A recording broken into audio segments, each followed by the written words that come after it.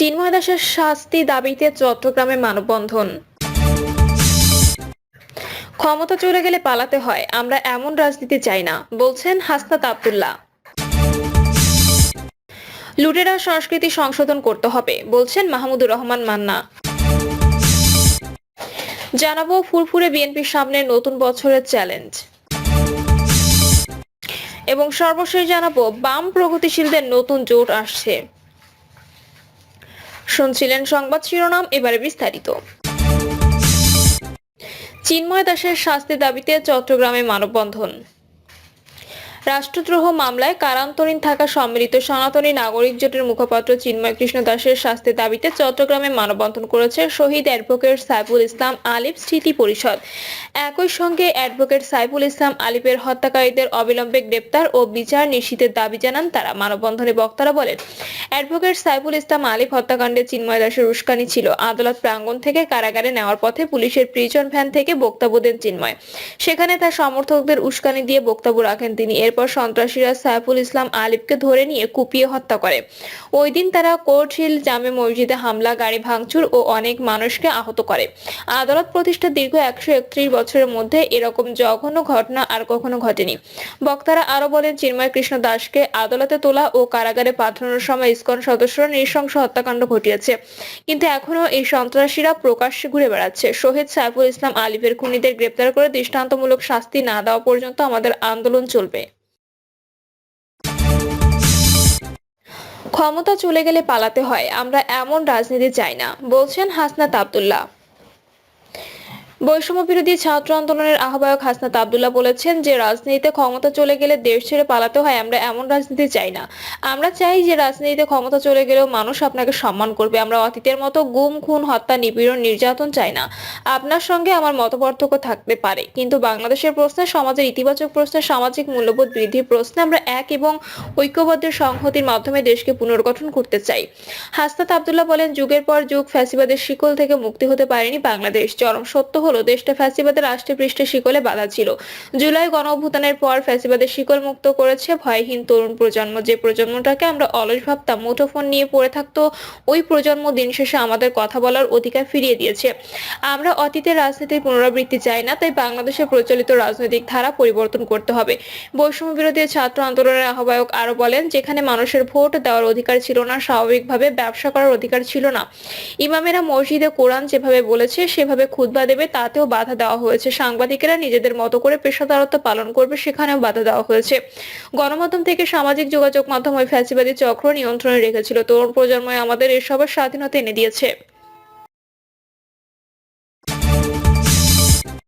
লুটেরা সংস্কৃতি সংশোধন করতে হবে, বলছেন মাহমুদুর রহমান মান্না।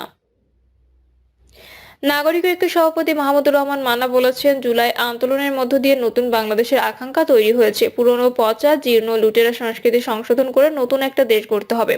দেশটা পুরো বদলাতে হবে। এর জন্য সরকার সংস্কারের উদ্যোগ নিয়েছে। তিনি বলেন, সংস্কার একটি ধারাবাহিক প্রক্রিয়া। এই সরকার কতটুকু সংস্কার করে যেতে চায় সেটা স্পষ্ট করতে হবে। এর জন্য কি পরিমাণ সময় প্রয়োজন সেটাও নির্ধারণ করতে হবে। নির্বাচন যত দেরি হবে সরকার তত বেশি সমস্যায় পড়বে। তিনি আরো বলেন, আমি চাই নির্বাচনের মাধ্যমে যারা ক্ষমতা আসবে তারা যেন ধারাবাহিকতা বজায় রেখে চলেন, যাতে তারা জনগণের প্রত্যাশার জবাব দিতে এবং আকাঙ্ক্ষা পূরণ করতে পারেন। এজন্য দেশের রাজনৈতিক সংস্কৃতিতে পরিবর্তন আনতে হবে। 24-এর অভ্যুত্থান ছিল চাঁদাবাজি, গুন্ডামি, মাস্তানি, দখলদারি সংস্কৃতির বিরুদ্ধে। এই সংস্কৃতি থেকে রাজনৈতিক দলগুলোকে বেরিয়ে আসতে হবে। আমাদের রাজনীতিতে গুণগত পরিবর্তন নিয়ে আসতে হবে, তাছাড়া সংস্কার করে কোনো লাভ হবে না। ফুরফুরে বিএনপির সামনে নতুন বছরের চ্যালেঞ্জ।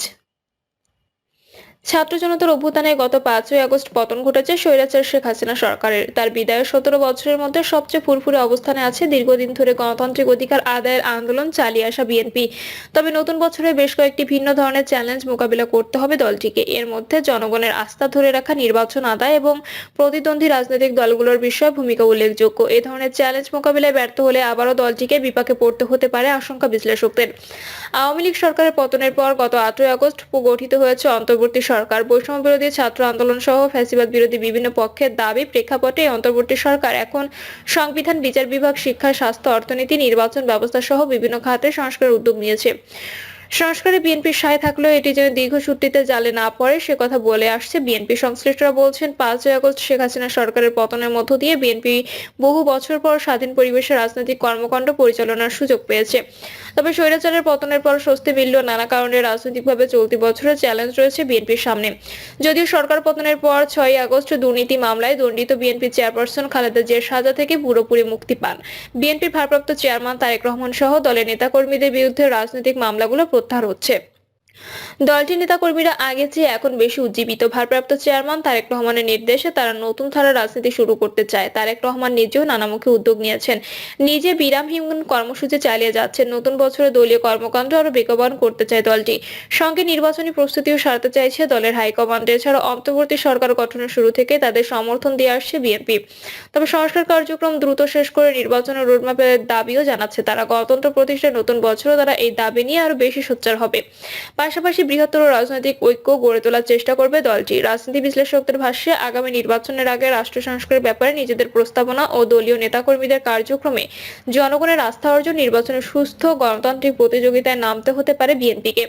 বিশেষ করে জামায়াত ইসলামী সহ বিভিন্ন দলকে নিয়ে ইসলামী ফ্রন্ট এবং বৈষম্য বিরোধী আন্দোলনের ছাত্র তরুণদের সম্ভাব্য নতুন দলের প্রতিদ্বন্দ্বিতার মুখে পড়তে হতে পারে দেশের অন্যতম বৃহৎ রাজনৈতিক দলটিকে।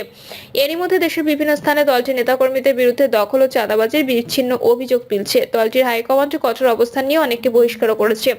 আবার জামায়াত ছাত্রদের বিভিন্ন প্ল্যাটফর্মের নেতাদের বক্তব্যের সঙ্গে বিএনপি নেতাদের বক্তব্যের প্রতিদ্বন্দ্বিতার বিষয়টি প্রকাশ হতে শুরু করে।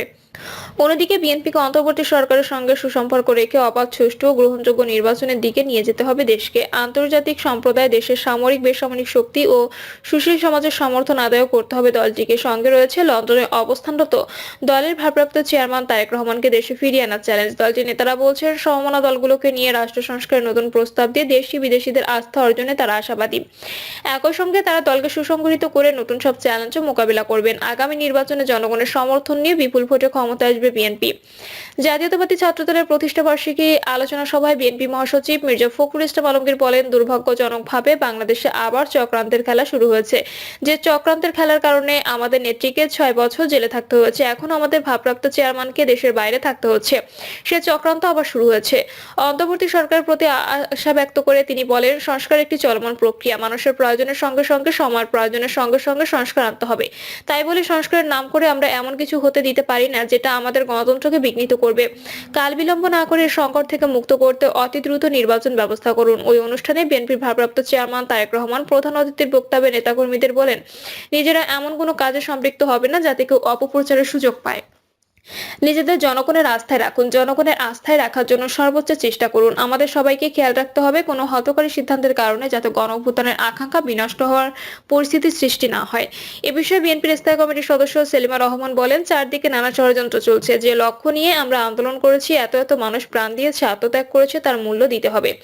আমরা চাই নতুন বছরে গণতন্ত্র ফিরে আসুক, নির্বাচনের মধ্য দিয়ে জনগণের সরকার প্রতিষ্ঠা হোক। বিএনপির মহাসচিব মির্জা ফখরুল ইসলাম আলমগীর বলেন, নির্দলীয় সহায়ক সরকারের অধীনে নির্বাচনের দাবি আদায়ের মাধ্যমে গণতন্ত্র প্রতিষ্ঠায় নতুন বছরের সবচেয়ে বড় চ্যালেঞ্জ। গণতন্ত্র পুনরুদ্ধার করাই হলো বিএনপির লক্ষ্য। প্রিয় দর্শক, এই ছিল এখনকার সর্বশেষ সংবাদ। আপডেট সব সংবাদ পেতে চ্যানেলটি সাবস্ক্রাইব করে বেল আইকনটি ক্লিক করে রাখুন।